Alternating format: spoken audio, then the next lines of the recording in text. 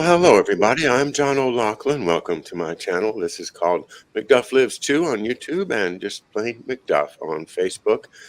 Tonight, we are happy to bring back to the show Mr. Bill Taylor. Mr. Bill Taylor is our New Jersey correspondent and a man who keeps his eye on the deep state, too, at his website, D State Research. And if you follow him on Twitter, then you know that he also has a kind of a wicked sense of, I don't know, let's just say constructive criticism towards the powers that be. Anyway, welcome, Bill Taylor. Thanks for joining us. Thanks for having me. All right. Well, I've been following your work as much as I can, and I do appreciate it. You're very, very prolific lately. I know everybody goes through spouts of being, productive and then having to back off for a while, and I certainly uh, go through that. But right now, there's a lot going on that you're reporting on, and I wonder if I could start with the question of what what you've been pointing out is what appears to be some statistically important excess deaths. Uh, and I know that New Jersey is where you've been able to probably zero in on it, but it seems to be a a, a possible thing going on all around the world. And so, tell me how you've been. How did you get into studying that, and to what extent do you think we've got a problem, Houston? Well, that's the it's actually it's based on the analysis or the idea just to look at the excess deaths was based on the anecdotes that I keep hearing. It's within my area, I think I'm just hearing more and more people passing away at a relatively young age. Below 50. Um, just in the past, I would say 3 weeks, there was a gentleman whose sister I knew. I didn't know him, but I knew his sister, 53. Uh, the obituary said he died of a rare brain cancer that was suddenly came on. He only had it for 3 months. It was a young, healthy guy, 53, but really, really fit individual. Um, Somebody else had mentioned uh, my wife comes up with the deaths. She reads Facebook. Um, a mother of four, age 47, died suddenly about last week. There was the head of the Seabright Lifeguards, another fit individual in his 50s, basically a professional lifeguard. He died in his sleep within the past 2 weeks. So I wanted to see the actual data to see that it wasn't just flukes or anecdotal. And the New Jersey Department of Health, kind of remarkably, because I had looked for this data before, actually uh, provides in a easy to use format the monthly monthly death certificate count from each county, and it goes back all the way back to the 1980s. So you can really get some very very reliable data coming from each county reported to the state. And I like to play with the numbers and make graphs. So what I did do is to try and calculate the excess deaths. What's way above normal. Um, and as far as I'm concerned, yeah, there is a significant amount of excess deaths uh, ongoing. And it's not just in New Jersey, but since I live in New Jersey, I figured I would stick with NJ. But I saw an interesting tweet just maybe an hour ago that said that Alabama recorded the first negative, the first time that in its history that the state of Alabama has recorded more deaths than births in a year. Um, and it looks like Alabama, as a red state, is reporting births. The interesting or the annoying part about New Jersey is that while they are keeping track of deaths and they do a pretty good job of segregating those deaths into different age groups and by condition, um, New Jersey stopped reporting live births, stillbirths, um, and I think there's one other category: live births, stillbirths, and infant deaths about 2 years ago in 2019. So our data for births, stillbirths, and infant deaths is being suppressed, which is a big red flag as far as I'm concerned. Did they say why that? And did this start before COVID or after COVID in 20? It's I believe it started after. I believe at some point they probably went in there. So it looks like the way that the Department of Health operates is that they'll post the monthly numbers, at least by the 20th of the next month for deaths. So July numbers come out around August 20th, and so on and so on. And they should have this data from the county as well as far as births are concerned, but they stopped posting it up. Now I don't know if they were posting it through 2020 and they took it down. I just started looking at it, so they might have done that, but their data only goes up to 2019, and I guarantee you they know exactly to the hour how many newborns there are in Monmouth County, New Jersey, and every other county. It's all computerized at this point, so they're hiding it.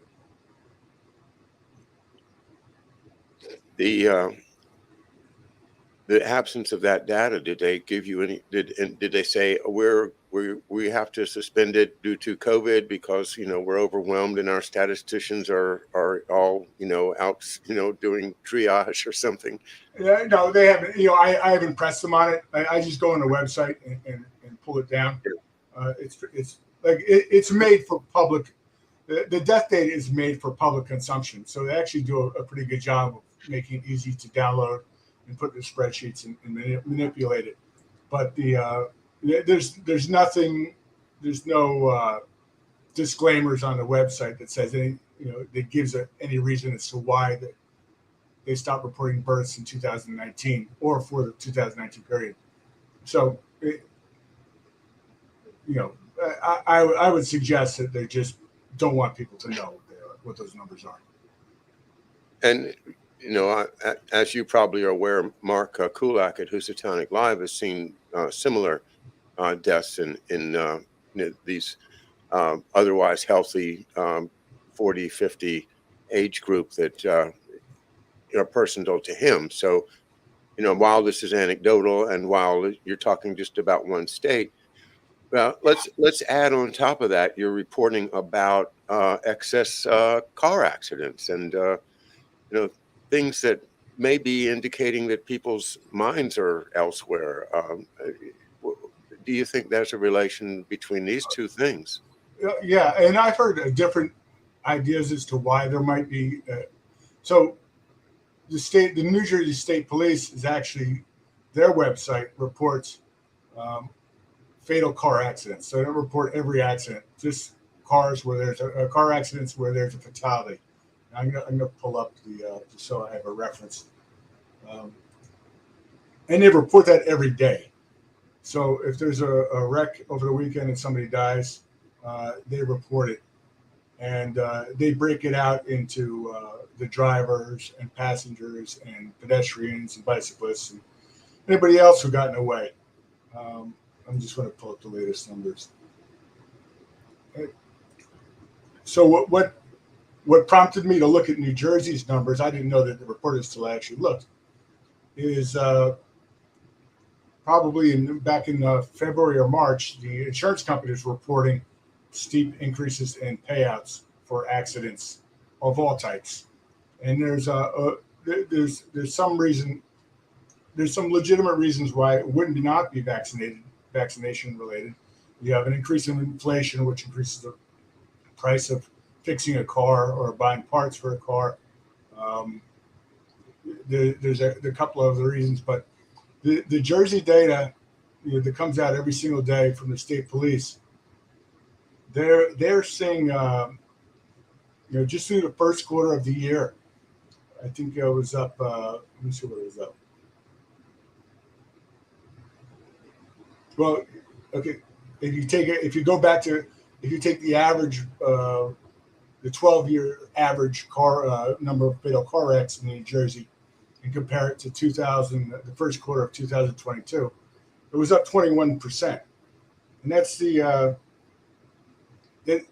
it's such an astronomical rise because in general car fatalities have been trending down for the past 40 years, but you're seeing quite an increase in every state. I haven't looked at every state, but just about every state is seeing an increase in fatal car accidents, and I would suggest it's the drivers at fault because the number of fatal driver deaths is actually higher than the actual number of fatal car accidents, and it's a cleaner number and an interesting count. I don't have the numbers right in front of me, but you could from that number as opposed to being in a passenger with four other people who also die. If you just record the driver, you sort of eliminate any aberrations that would come from a horrible bus crash on the Garden State Parkway or the Turnpike. Not to laugh at horrible bus crashes. Yeah. Well, we just have to keep an eye on it. I don't know any way to put a causation on it, but it is an interesting trying to figure out the insurance company angle of it, especially when you look at the difference between the interests of the interest of the health insurance companies versus the interest of the life insurance companies. Life insurance companies would probably just as soon let you live to 100 because that means they never have to pay out a dime. But the health insurance companies, if you live to 100, then you've exceeded their actuarial tables by 25 or 26 years, and they're going to be mad as hell at you. Right. They're going to say, what the hell are you doing still here? You're a useless eater, and not only that, I'm paying for it. Right. So and the insurance companies treat, life insurance, they keep great data. I mean, they're constantly, the premiums adjust by the second. Yeah. Based on life expectancy and data. So they're seeing huge increases in payouts. Because your 40 or 50-year-old is insured because they have a family that they want to protect. Whether they have kids. When you're 80 years old, you probably drop the insurance, unless your kids are really bugging you. But it's a 50-year-old person. That's a big payout. So I'm looking for somebody to take up my cause and say, hey, let's stop with this crazy medical treatment that's really, really not as safe as they said it was, and look at my statistics and say, hey, you're trying to drive us broke. I mean, the life insurance companies of the world ought to be standing up and saying, stop, this is crazy. See what I'm saying? Oh, absolutely. And that's who's saying it. I mean, there are a couple of insurance executives that have said that. What is going on? They want answers, right? Because they're going to go to court for this. They're going to see, why are we paying out all this excess money? What are we paying? What's the cost? I mean, they'll look into it. That's what life insurance companies do. They find a reason not to pay. Yeah. That's what I'm talking about. It's a red business. Yeah, and I think they're serious. Life insurance companies, they have a lot of pull. They have a lot of money. I'm sure that there's some decent ones out there that are really just aching to get at these drug companies. That's fascinating. I might actually go to the trial and just sit and watch and enjoy, because I'd love to see that trial. Some really good insurance company lawyers tearing this big pharma new butthole, man. That would be so fun. Yeah. I like to see them squirm, man. I want to see those big pharma guys sweating bullets, man. I can't think of the name of. the gentleman. I think he works for BlackRock. He's an insurance company equity analyst or a portfolio manager, a big ticket portfolio manager. So he owns his stocks at BlackRock, but he's he's done a number of different programs, and he's you know he's been arguing that he wants answers. So he looks at insurance companies from an investment perspective. He's not directly involved with life insurance, but he's been ringing a bell for the past 6 months. I can't think of his name, and I'm not even sure if he is with BlackRock. But he's basically saying that he would expect Moderna goes Chapter 7 and Pfizer goes Chapter 11, because at least Pfizer has some salvageable assets in there that can be separated from the vaccines. Moderna is nothing but it's one company. Yeah, it's a one-trick pony. File cabinet, Yeah, with some paper in it. Yeah. Jeez, yeah, God, what a flim flam job that that our government just bought into, hook, line, and sinker, and boy, there's an awful lot of stuff behind the curtain that they don't want us to see. Oh man, I want to go to that trial. I want to file an amicus brief. I want to file a brief on behalf of all the rest of us. God darn it. It's not just the life insurance companies, Your Honor. It's the whole country. Yeah, I want to sue them. I do. BlackRock, you mentioned BlackRock, and of course, you have some business and finance acumen, and I'm kind of really chilled by the idea that Vanguard and BlackRock have bought up, what is it, 90% of everything, and that we all are at some point we're all sucking off of the same tits, and one of them's called BlackRock and the other one's called Vanguard, and they've just organized everything from the top down so that no matter what you do, you're paying them, they're getting their percentage, and it's just all trickle up until we're all, the rest of us are drier than the Yangtze River. Yeah. What do you think about it? Is it that bad? Do you know? I can't help but think BlackRock and Vanguard and some of the other bigger ones, they're just a conduit for some evil forces, and they don't necessarily have a controlling say in every single company that they own a piece of, but probably they have a controlling say in the important ones. Like I said, this gentleman at BlackRock, he runs a couple $1 billion equity portfolio. He's just running a portfolio. Right? I don't think he's barking orders. There's something else in BlackRock that it's probably a relatively small portion compared to how much they actually manage, but it probably has a lot of leverage. I would look at it like this: there's all this deep state money that's been sloshing around for decades. It's got to wind up somewhere, and it probably winds up in these private funds at BlackRock. It's probably drug money. It gets invested into dry hole leases and all kinds of sort of investments that the general public doesn't touch. And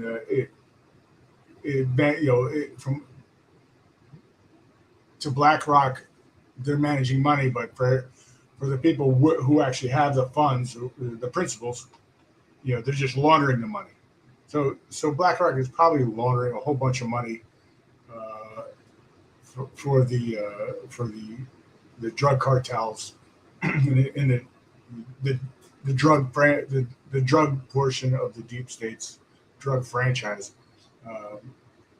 and that's the sort of the leverage that Vanguard has, because you're not supposed to, whether they're supposed to know if they're laundering drug money, whether they have been told they are or not. They're supposed to know where this money is coming from, and I'm sure they didn't ask where a lot of the money came from, and therefore they're on a hook for laundering money. What does that mean? Well, if there ever is there ever comes a day where there's some justice, they're gonna get their comeuppance for laundering a bunch of drug money. They'll be broken up or something. Or Uh, somebody will pass a law that says, that these guys have an exception. We're gonna make an yeah, exception. National security bill. National security. They had to do that drug deal because if they hadn't done it, then the entire Central American governments would have gone communist. Come on, you right. know that. You know that. Come on, come on. You know that. Come on. Don't you I, watch? Don't you watch? I'm a little more optimistic. I see so many people panicking on their side. I don't see a lot of panic on the truth side. I see a lot of panic on the on the deep state. Stroke is arguing with Haberman today. Housatonic was on with McCairn, uh, the Scottish virologist, and they commented on an interview with Jeffrey Sachs, who is as bad as deep state as you can get.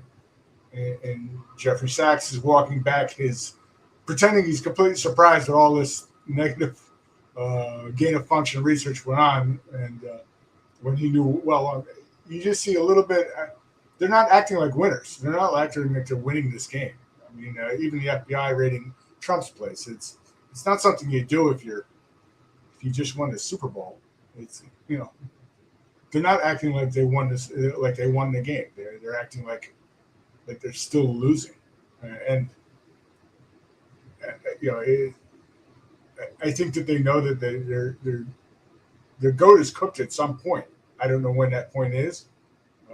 I think there are good guys out there from places that nobody would ever imagine, and they're doing the good work, and actually we're helping.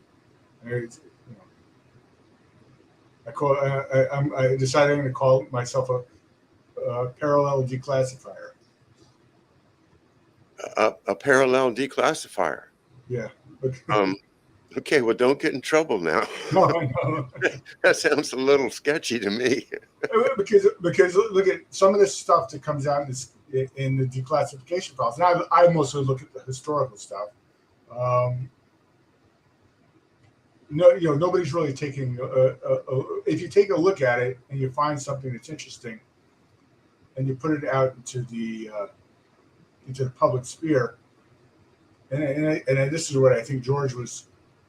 His initial argument was, then it becomes public knowledge, and if there are whistleblowers somewhere, in some agency somewhere, they could point to that declassification from public sources, and make the argument that that this person or that ring or this criminal syndicate is where the forces of justice should be concentrated on. Yeah, well said. And you're giving me a lot of positive vibes tonight. I'm thinking this is good. This is good for with 3 dead people at the age of 50. So let's look at the other way. Oh well, yeah, there was that, wasn't there? Yeah. Well, that's just again, there are good people everywhere, and that's our mission. Really, is to help everybody know that you're not alone. And what's the lyric goes to the song American Anthem. It says battles fought together, acts of conscience fought alone. These are the things from which America has grown. And that's it. We all have consciences, and as long as we do, they can't win, because the only way they win is by denying their own consciences, and that allows them to pretend that the rest of us are as bad off as they are, stumbling through life without any sense of right and wrong, or what to do. We have our work cut out for us, but as you say, we're not panicking. I'm certainly not panicking.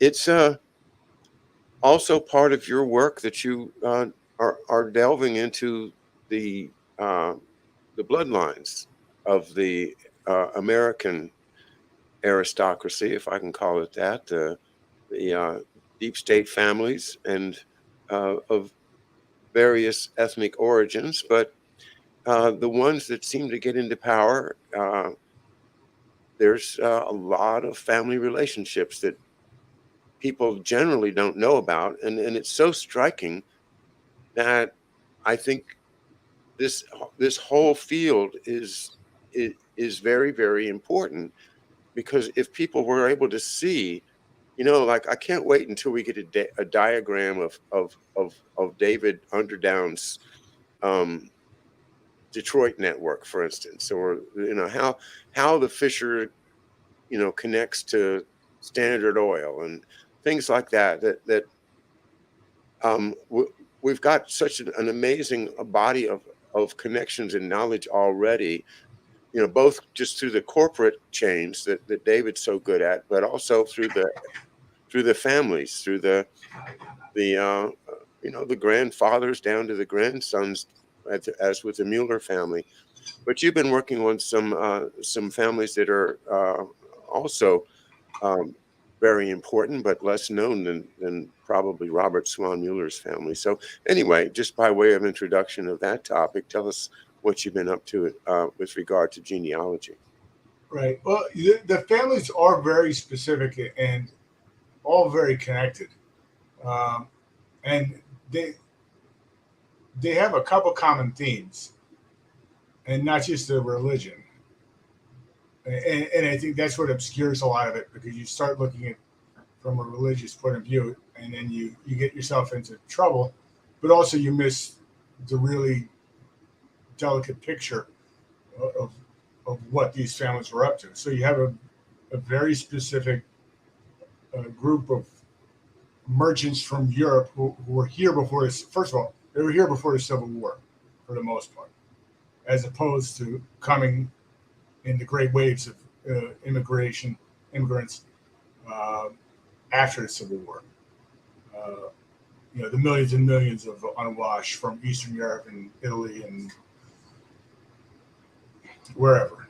Um, The huddled masses the huddled masses. learning to breathe free. Yes. So, and I actually think that this core group of this core group that came before the Civil War, they're they've sort of been able to hide in a crowd, in a crowd of the huddled masses, and point fingers when they get the fingers pointed at them. Okay, you hate this group, you hate that group, and you see it with a couple different ethnic groups. You see it with you see. I've mentioned to you, we've talked about Thomas Fortune Ryan in the past. He put himself forth as a poor Irish immigrant that came over here in the Great Potato Famine, but his family had been here decades before the Great Potato Famine. They weren't destitute; they owned slaves, and his whole entire biography is BS. He came from landed gentry of Virginia, not the huddled mass of potato. You have a couple of families, and this is I don't know too much about this yet, but a couple of the early Italian families, before the huddled masses in the 1880s to 1820s came. They landed in San Francisco for the gold rush, and they landed in New Orleans for all the textile trade that was going on there. And they landed pretty early. And then you have the Jewish families as well. They pretty much, the ones that came here before the Civil War, uh, a lot of them landed in New Orleans, and they wound up in Cincinnati and places like that after when they were sort of forced out of New Orleans, and Norfolk and Richmond, Virginia, as well. So it's really like an heirs. But after the Civil War, these old school Italians and Irish families and the Jewish families, they're really sort of aristocratic in that they have a lot more money than the huddled masses that start pouring into this country in the ensuing decades. But what I found is, how it makes it relevant today is you look at some of these families. Norfolk is very, very interesting. Norfolk is the hometown of Tammy Snyder Murphy, the First Lady of New Jersey. And every time I look at her family tree, she's connected to another criminal, crook, or mob boss. So far, she's been connected to Louis Bernard Fine, who was he was a lawyer for the Teamsters. Seems to have been, I would imagine, he's pretty close to Hoffa. He was a lawyer in that era, and this is Norfolk, Virginia, and these are Norfolk Teamsters. So that's a pretty big operation there. And then most recently, I found out she's related to a gentleman named Victor Appelman, and Appelman was he essentially owns all these companies that were spying on President Trump, both before and after he became president. So this deep state, these deep state families, they're endemic to this country for the past 100 years. They pop up all the time, doing nefarious things. I find Louis Bernard Fine in the JFK assassination docs. I find Victor Appelman in the Trump Alpha Bank tobacco hoax, Russiagate, whatever you want to call it. And then there's more. I mean, one of the more interesting things, and it needs more work, but it just makes me suspicious, is Sussman, Michael Sussman, the DNC lawyer. His family's turning out to be has some very interesting connections. His father worked for a textile company called Lamport, the Lamport Company, and Samuel Lamport was a very big proponent of Zionist homeland before World War II, and that's another clue. If you're very big into the Zionist movement before World War II, before Europe goes to shit with the Nazis, that seems to be a common theme with some of these groups. But Lamport Company owns a bunch of rugs, rug mills, carpet mills. Michael Sussman's father, Herbert Sussman, worked for one of the subsidiaries of Lamport Company.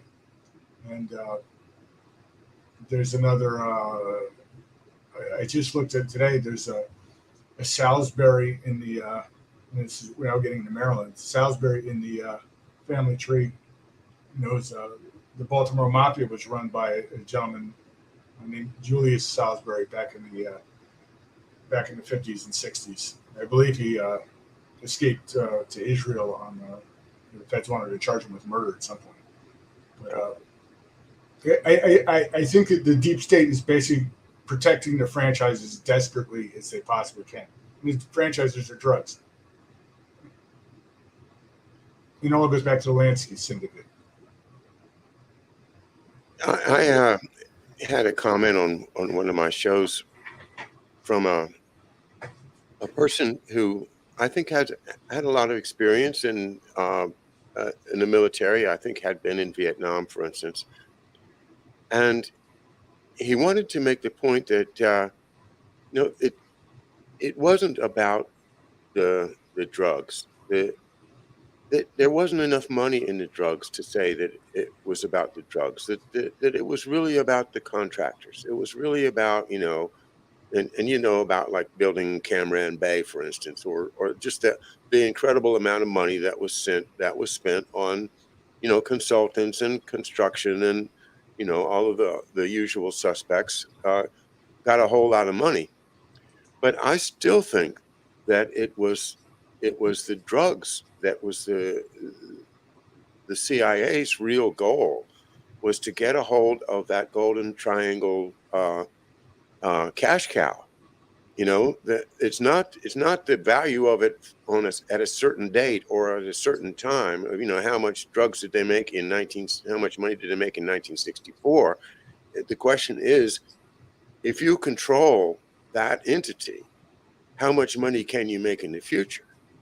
And And if you're the CIA and you have the contacts that you have all around the world, then if you've got the drugs, then that's tantamount to a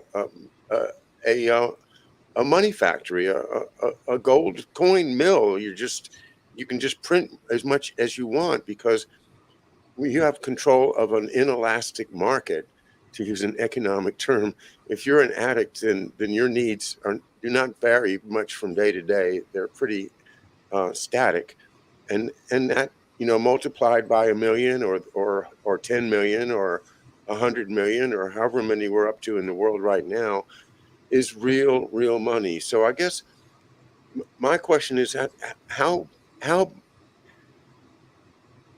I agree that our financial system does depend upon the cash flow from the drug business. That's been established for some time. If suddenly we stopped the flow of laundered drug money, that the financial system would crash. There's just not enough cash in the system to keep the churn going, the float going. But how important do you think it is, in your opinion, that is it really? I guess I asked this about Vanguard and BlackRock. Now I'm asking you the same question about the drug trade. Is it really the big elephant in the room? Yeah, but it is, but it's not a good elephant to have in the room. I mean, it's there's no there's no benefit if it keeps things inflated artificially. All right, and everything needs to, if there's a real level which is 50% lower than, and I don't know what the number is, but the real market has to find itself, because there's no value add to drugs. All right, there's at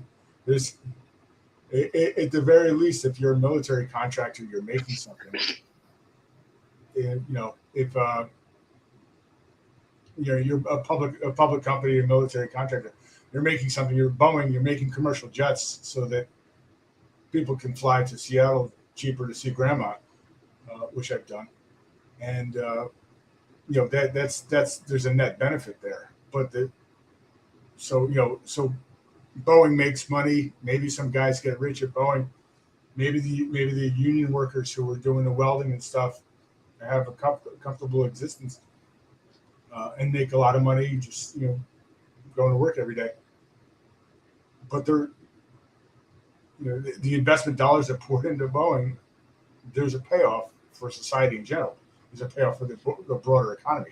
There's no payoff with drug money inflating asset prices or stock prices. It's just part of the bubble. It's there's no value to anything. There's no value to the economy. Except for that, I mean, if you suddenly pulled it all out, then but the stock market's not the economy. Everybody always forget. You see the Dow Jones go up, or the S&P goes up and up and up and up. That's just the map. It's not the territory. The economy is, the stock market's not the economy. It's indicative of the economy. So you can have a real economy. We have a real economy. Okay, we wouldn't miss drugs at all if we wouldn't. We wouldn't be out any money except for maybe the stock market and some other assets that they speculate in, Bitcoin for that matter. But the economy would still function, because there's real commercial transactions occurring every single second. People and it's a zero sum game. I'm giving you $2, you give me a Diet Coke, we're both happy. All right? But the drug portion of it, that never happens. so if I give you a Diet Coke, you'll give me $2. I think it's $2.25 now. Okay. In a sense, I feel like we're captive to the international drug trade. Mm, yeah. We could say that they're not essential, but at the same time, they've got enough, big guys in the back room, with brass knuckles to make sure that you don't actually get a chance to put that program into practice, because that their whole thing is pure profit, and they know it, and they're exploiting everybody, and they know it, and they think, well, that's just the way I'm living my life, and if you try to stop me, then you're in my way, and I'm going to do something bad to you. uh, isn't that really where we're stuck? Because like, But they pull a plug on the markets. They pull a plug on the markets. Like I said, it's an asset price. The asset doesn't go away. You still own your shares in Boeing. You still own your shares in some other cruddy stock. You still own your house. We went in 2008. The everything was pulled. Um, we survived. You need it. You need it to happen. I mean, you need to. It has to be. It has to be removed from the system, because I'm convinced more now than ever that the stock market and the banking system is overinflated because of drugs, and I wouldn't touch it with a 10-foot pole. I didn't used to think that. I didn't realize how much it was involved, how much money was probably involved. But it's the price on a piece of paper goes down. It doesn't mean the value of your car, or the value of your house is worth any less. You might not be able to sell it, but it still has a utility. It's still worth something to you. Drugs have no utility, so you have to pull it. but if you get upside down in that mortgage, then that house doesn't seem like such a great asset anymore. Yeah, but it's until you have to sell it. But it's yeah, you're upside down, but you got into it knowing you can be upside down. There's no guarantee in real estate. I think if you took a vote right now, the American people would say, "Don't touch the drug market. I don't want to lose." No, they probably would. They probably would. Don't touch it. People are dying all over. 50-year-old people. Nobody seems to ask any questions. Yeah. And to explain that drugs run the economy, or a good portion of the speculative part of the economy, they would be absolutely flabbergasted, and they wouldn't comprehend. No, they don't comprehend. It's just another aspect of the incredible effect of propaganda and total media control. But there is a real economy, though. There's a real economy that you and I don't deal in the drug market. Right? And maybe there's investments which have a greater value because somebody put money into it from the drug market. But all of everything you own has some sort of utility. And some sort of value that would never go away if you pull the drugs from it. It might not be. All of my IKEA furniture I can sell. Yeah. Wayfair will take it back. Okay. I want my money back. No, I know what you're saying, and I want to believe in the real economy is still there. It's hard for me. Everything seems so fake to me. Like I was saying the other night with David, that what's going up. You drive down the street. There's another strip mall, but what's in the strip mall? A barber's chain of barber thing, a chain nail polish thing, a Mexican restaurant, a Chinese restaurant, and a great big box of dollar store or something like that. In other words, there's nothing of actual real value out there. It's all personal services or incidentals, or things that really don't add value to your household. That it's all a matter of just consumable things that is not going to last but more than a year or two, and you're going to buy another one. It's depressing, and I don't see this real stuff that you're talking about. Am I going to the wrong shopping center? Yeah, you're right. It's consumable, but it has some. Even if you go get your nails done, it still has a value to you. There's still some utility. I don't know what it would be. I guess I could use some Maybe help. that's a bad example, but if I go to Walgreens and buy another pair of these for $5, uh, I get a lot of utility out of these. Yeah. Okay, maybe $17 for these. Um, but it's it's an exchange of value.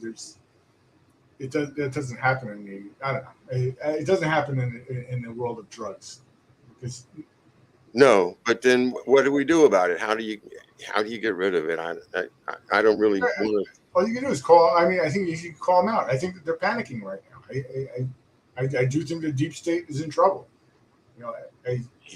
You know, I think that the reason that they dumped Afghanistan is because they found out a way to get all the drugs they need from China, especially from like Wuhan and places there that they have these labs and all this biosecurity stuff also provides security for just about anything else they want to do behind those secured doors. And it's not, I just see things around that indicate to me that they figured out a way to not need to grow it anymore. They're just probably making it in labs or this fentanyl stuff. And I'm not an expert in it, but the idea that we could stop it is starting to look more and more remote because they're just flooding it everywhere. I mean, our sheriff's department in my county, they have one of those signs out there that used to say, you know, have traffic fatalities, 100, alcohol related,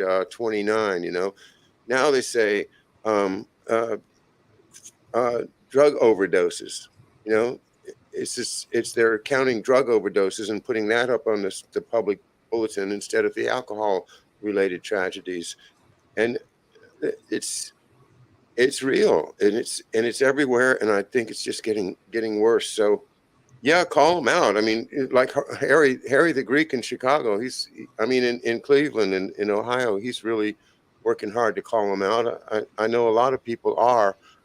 Um, Diane Sayer, the candidate against Chuck Schumer in New York, by the way, since you're across the river from there, she is an option that has made it onto the ballot. Diane Sayer of the LaRouche Party, very much against the drugs, and somebody that we could possibly promote as an alternative to Chuck Schumer. I'm sure you're not Schumer. yeah. Yeah. Anybody could shut. ABC, right? Yeah. All right, I got your vote. Yeah, no, but really, I think if you have New York people to mention it, Sare is her name. She's a good person, I think. Anyway, well, what else you want to talk about? It's we got about 8 minutes left if you want to take over the agenda. Yesterday I made a tweet. It actually got a little bit of traction. My tweets don't get that much traction just because I'm shadow banned. Just back to Sussman for a minute. The Sussman biography is kind of interesting. His grandmother said something sad in her obituary. Just read it real quick. Let me see if I can pull it up real quick. And it's bothered me. I put it down for a while, and then I started looking at it again over the weekend. Let me see if I can find it.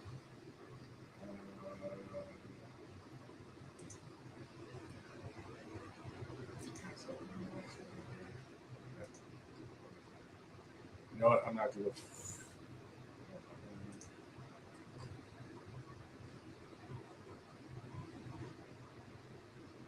Yeah, I'm not going to find it. Anyway, her name is Rose.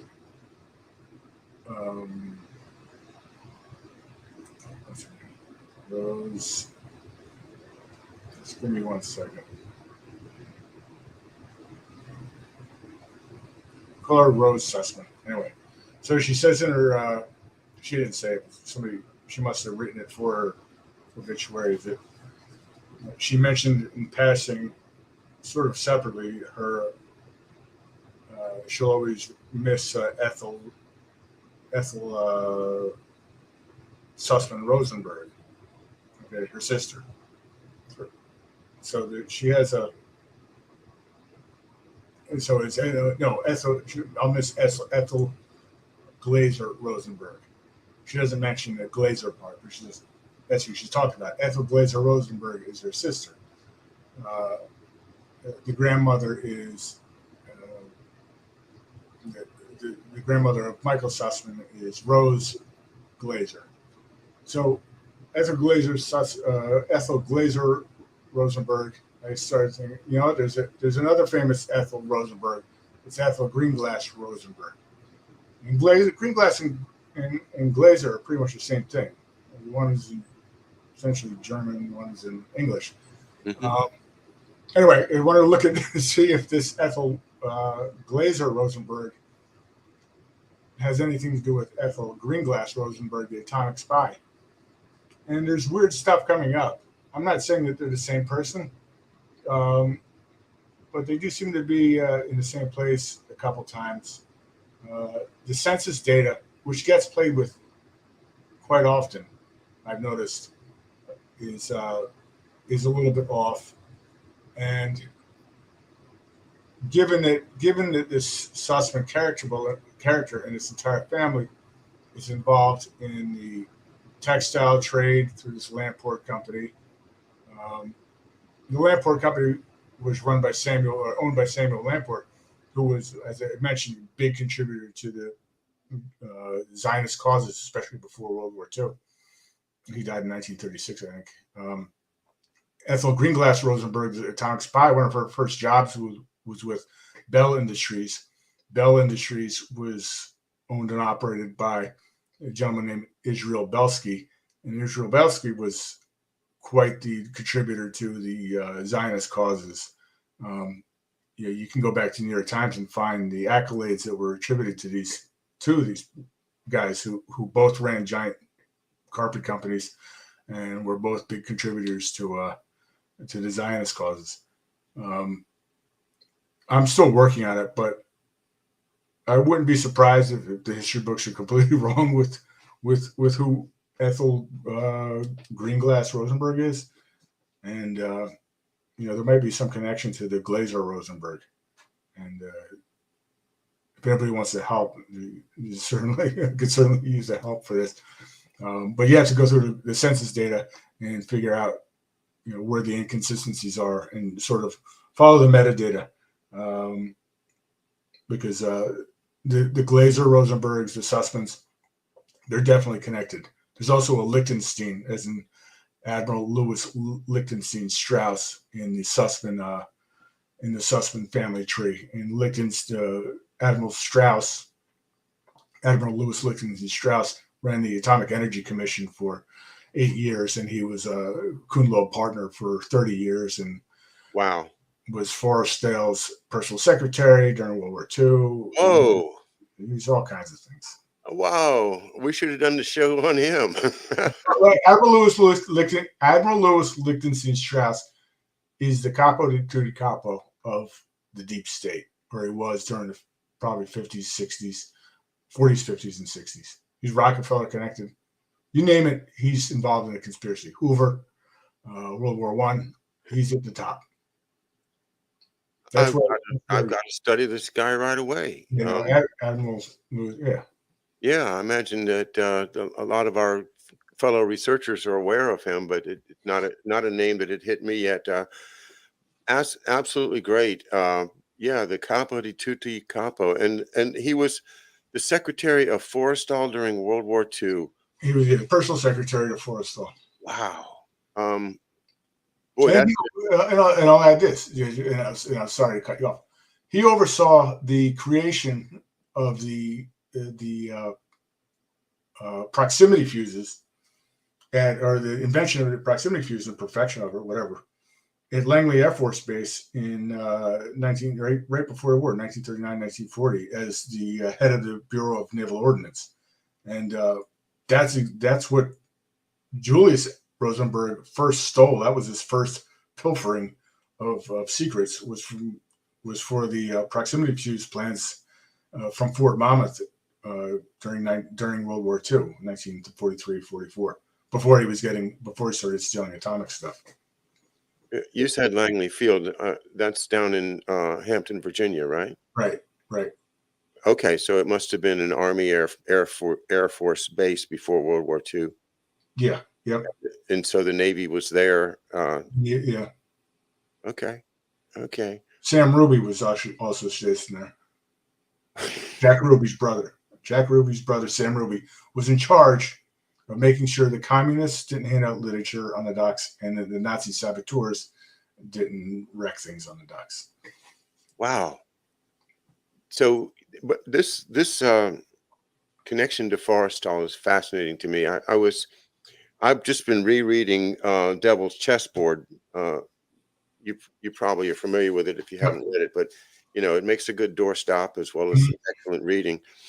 And no, it's a big thick book, but I was using it mainly as a reference source before, but now I started reading it cover to cover, and you run into things that this guy's got an amazing grasp of a whole lot of stuff. But one of the things that he just blew right past was that he said, well, Forrestal got depressed and he squeezed his way out that gap between the wall and the window, and just he just offed himself. And I really, it just troubles me when I find a really good researcher, really good writer that just blows right over all of that. And I know you've studied the Forrestal case too, but when you throw in a high ranking Zionist with Symington and Forrestal, and oh wow. Well, Symington owned the plant he owned the company at Fort Monmouth that was making the proximity fuses. He did. That Rosenberg was stealing for the Nazis, but he thought he was stealing them for the Soviets. Just get them, Julius. You don't have to worry about where they're going. Well, when you started talking about the difference between glazer and green glass, and I thought, well, that's not that far apart. But how important is this connection? Is it really going somewhere? You lead me into this Strauss admiral that I'd never heard of, and now I've got to go and dig into him. But that's the way this is. We work together. The sparks do fly between us, and when you make a good connection like that, it inspires the rest of us. So I'm grateful for that, and all your good posts at dstateresearch.com. Folks, make sure and check out, subscribe to Bill's. Buy a coffee too, so I can actually do this more. I have buy me a coffee button. And okay, and my family doesn't harass me. They don't ask me what I'm doing in the office. Okay, let's line up some coffees for Bill Taylor, folks, over at dstateresearch.com. Have I got that right, Bill? Yeah, that's good. d-statenews.com. d-statenews.com. That'll take you to everything. d-statenews.com. All right, and it's a great website. I posted a picture of it on the thumbnail for tonight's show, so you can find it from there as well.